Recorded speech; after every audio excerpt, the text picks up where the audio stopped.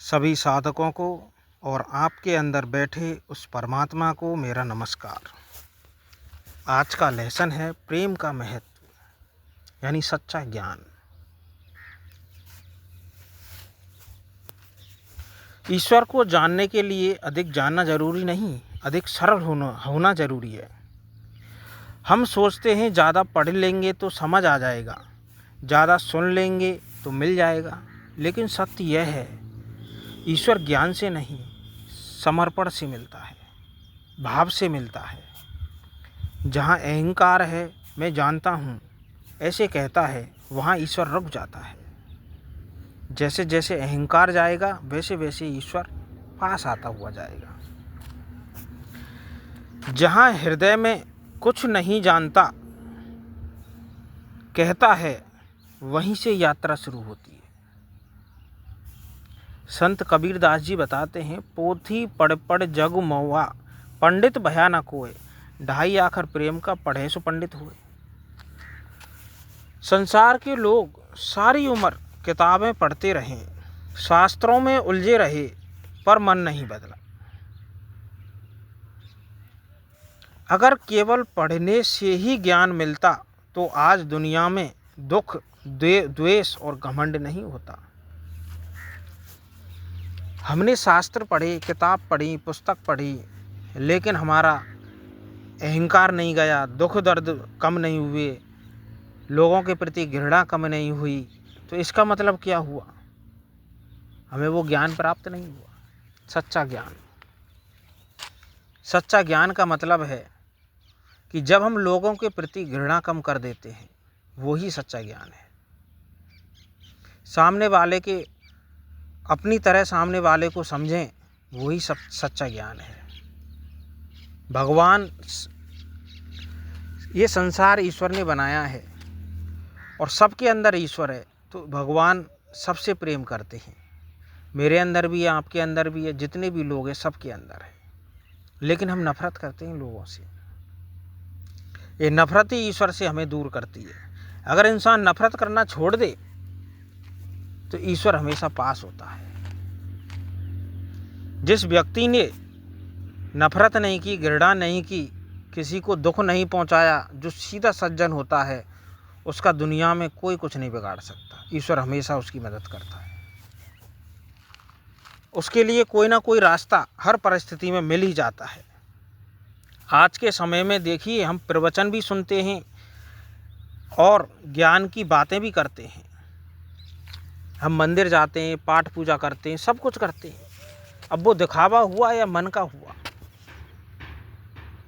भीतर से श्रद्धा तो ऐसी होती है कि हाँ यही है सब कुछ, लेकिन बगल में कोई व्यक्ति बैठा है, नीची जाति का है, तो छुआछूत की भावना आने लगती है। एक बात बताइए, कुएं में से पानी निकलता है, पानी कुएं से निकला है, लेकिन बाल्टी में डलने के बाद वो खराब हो गया। ये नीची जाति का है, ऊपर जाति का है, ऊंची जाति का है। पानी कुएं के अंदर तो था जब तक तो ठीक है, लेकिन बाहर आते ही खराब हो गया। इंसान के अंदर कितनी नफरत भरी हुई है। एक बात बताइए, मंदिर, मस्जिद, गुरुद्वारा, चर्च, 4 चीज़ें हम बनाएं तो सबसे पहले हमें मटेरियल की आवश्यकता होगी। मटेरियल ईंट, बजरी, पत्थर, सीमेंट और मजदूर आ जाएंगे। अब उसके बाद उसी मटेरियल से हम मंदिर बना सकते हैं और मस्जिद बना सकते हैं। बनने के बाद लड़ाइयाँ स्टार्ट, ये मेरा है, ये मेरा है, लेकिन उनमें डला क्या? मटेरियल सेम है। यानी कि जो ये शरीर है ये 5 तत्व का है, लेकिन जब इंसान का जन्म हो गया तो ये नीची जाति का, ऊंची जाति का है, ये उस धर्म का है और ये उस धर्म का है। धर्म के नाम से हम लड़ते हैं, जातियों के नाम से हम लड़ते हैं। क्यों?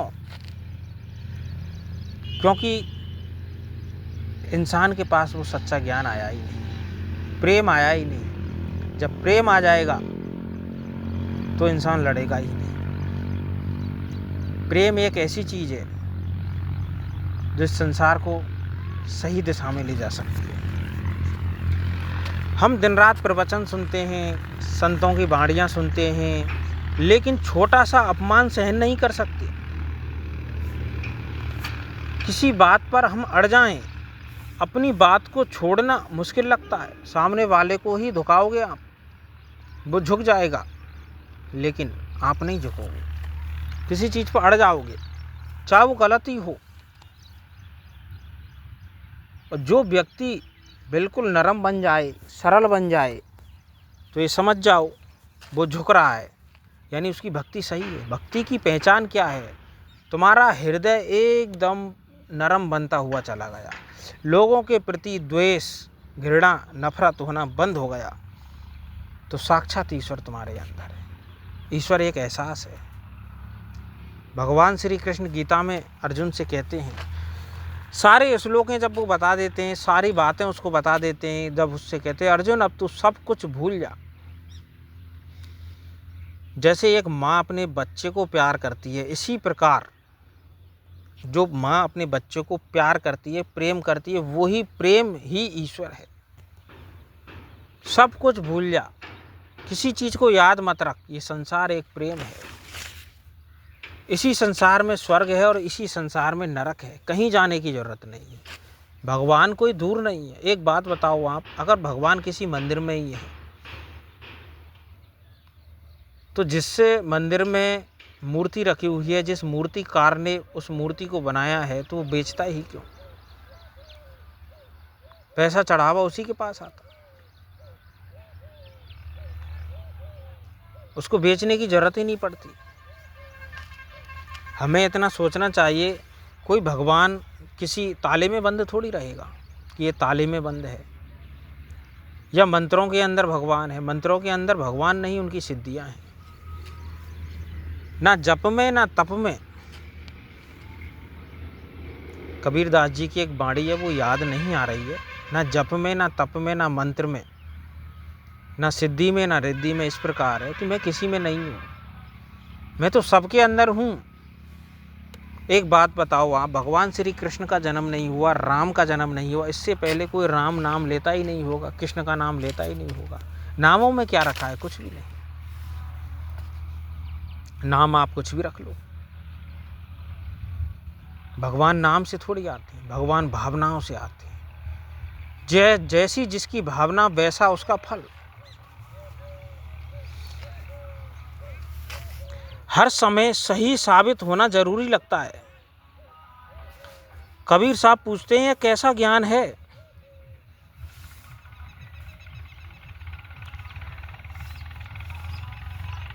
ढाई आखर प्रेम का बहुत बड़ा ग्रंथ नहीं है, बस इतना सीख लो, सामने वाला भी तुम्हारे जैसा है, गलती उससे भी हो सकती है, तुमसे भी।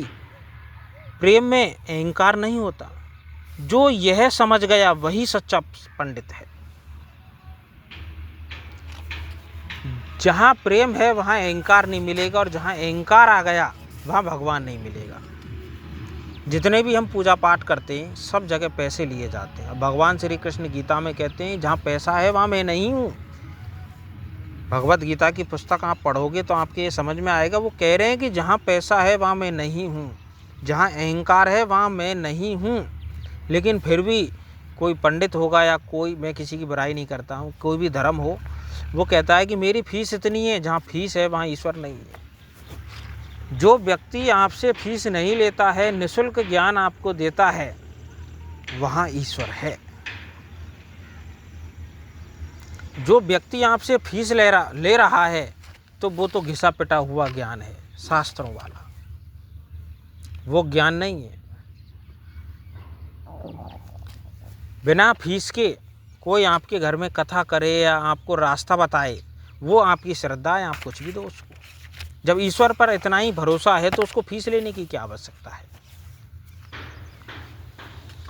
कोई भी ज्योतिष होता है, पंडित होता है, कोई भी ज्ञानी होता है, उसको फीस लेने की क्या आवश्यकता है? कोई मंदिर में बैठा है, मस्जिद में बैठा है, या गुरुद्वारे में बैठा है, कहीं पे भी बैठा है, वो कहता है इतने पैसे चढ़ाओ तब आपका काम होगा। यानी कि भगवान पैसे के प्रति काम करते हैं।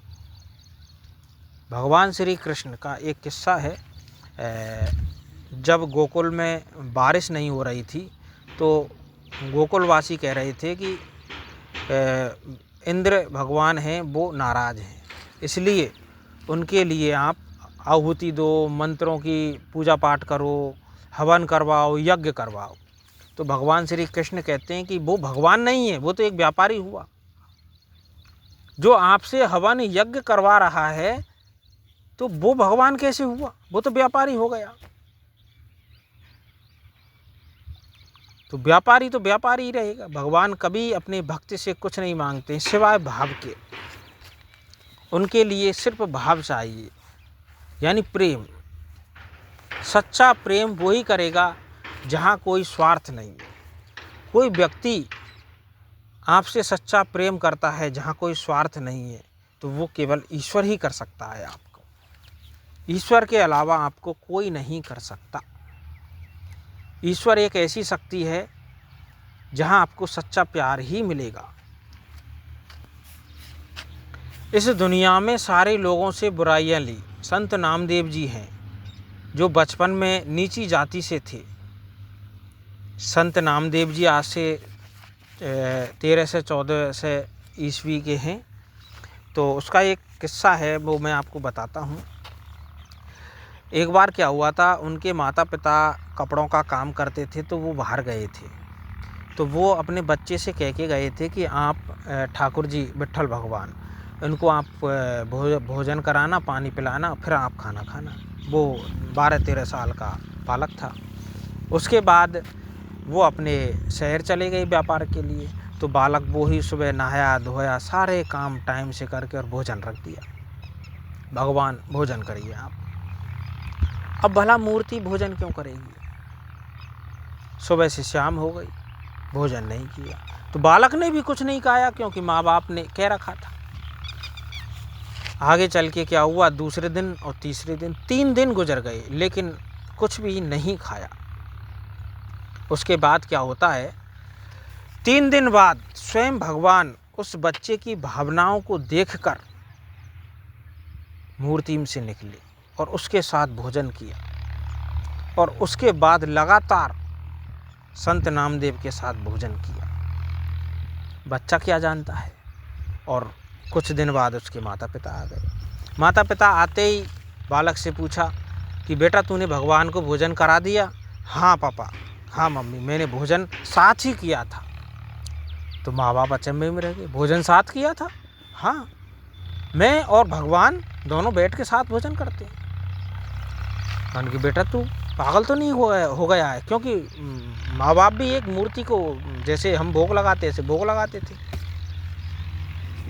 कि बेटा ऐसे कैसे हो सकता है? बन के ऐसे ही हुआ है। आप बताओ। तो कल मैं बताता हूँ आपको। तो उनके जो माँ बाप हैं, उन्होंने बच्चे को देखा और अगले दिन यही प्रक्रिया उन्होंने छुप कर देखी कि आप भगवान को बुलाओ और भोजन करवाओ। तो बालक वही डेली की जो प्रक्रिया थी उसी के तहत भोजन की थाली लेके गए और भोजन करवाया। तो भगवान आए और भोजन किया। उसके माँ बाप भी अचंभे में रह गए। कोई दिक्कत नहीं साहब। अब पूरे गाँव में फैल गई। तो जो ऊंची जाति के थे, जो पंडित थे, वो ये कह रहे थे ऐसे कैसे भगवान नीची जाति कैसे भोजन कर लेंगे, झूठ है और ये अफवाह बनाई जा रही है। इस प्रकार की बातें कर दी गई। तो उसके बाद क्या हुआ, उसके बाद गांव में एक पंचायत जुड़ी, इसको सज़ा देनी चाहिए। अगर इसके हाथों से भगवान भोजन नहीं करते हैं, इसने झूठ बोला है, इस चीज़ की इसको सज़ा मिलेगी, कोई दिक्कत नहीं। अब वो तो फंस गया संत नामदेव। तो पंचायत जुड़ी, सब जगह एक मूर्ति को रखा गया था बीच चौक में, और वहाँ संत नामदेव को बुलाया गया था कि ये लोग अपने भगवान से कहो और ये भोजन करे। कोई दूध का कटोरा था उस समय। संत नामदेव जी ने दूध का कटोरा रखा और भगवान से उसी भावना से, उसी श्रद्धा से विनती की। तो उस मूर्ति ने उस दूध को पी लिया और जैसे ही पिया, लोग बाग तो उनके चरणों में आ गए, भाई यही भगवान है, यही भगवान है। और दूर दूर से उनके पास आने लगे। चमत्कार देखा। लोग बाग चमत्कार के पीछे भागते हैं और लोगों के भागने से क्या होगा, कुछ नहीं। तो ये जो चमत्कार था वो भावनाओं के द्वारा हुआ। लेकिन फिर भी आगे चलकर स्वयं भगवान ने, विट्ठल भगवान ने, जो भगवान विष्णु का प्रतीक माना जाता है, अवतार माना जाता है उधर महाराष्ट्र के साइड में, उन्होंने स्वयं कहा था कि आप किसी गुरु के पास जाओ और गुरु से दीक्षा लो, तब आपको पूर्ण प्राप्ति होगी। आप अपनी जगह सही हो, लेकिन पूर्ण प्राप्ति तो आपको तभी ही होगी, उससे पहले नहीं हो सकती। तो गुरु का होना जीवन में बहुत ज़रूरी है, क्योंकि गुरु के बिना कुछ भी नहीं है। गुरु बिन माला फेरते गुरु बिन होए, कुछ ऐसी एक कहावत है, मेरे को पता नहीं है अभी। आप शब्दों पे मत जाना, आप तो केवल अर्थों पे जाना। तो इस प्रकार ये संत नामदेव जी का किस्सा है। और जो प्रेम का महत्व है, सच्चा ज्ञान है, यानी सच्चा पंडित वही है जो आपसे पैसा नहीं ले। आप अपनी श्रद्धा से कुछ भी दे सकते हो। तो इसी भाव के साथ आप सभी साधकों को और आपके भीतर बैठे उस परमात्मा को मेरा पुनः पुनः नमस्कार।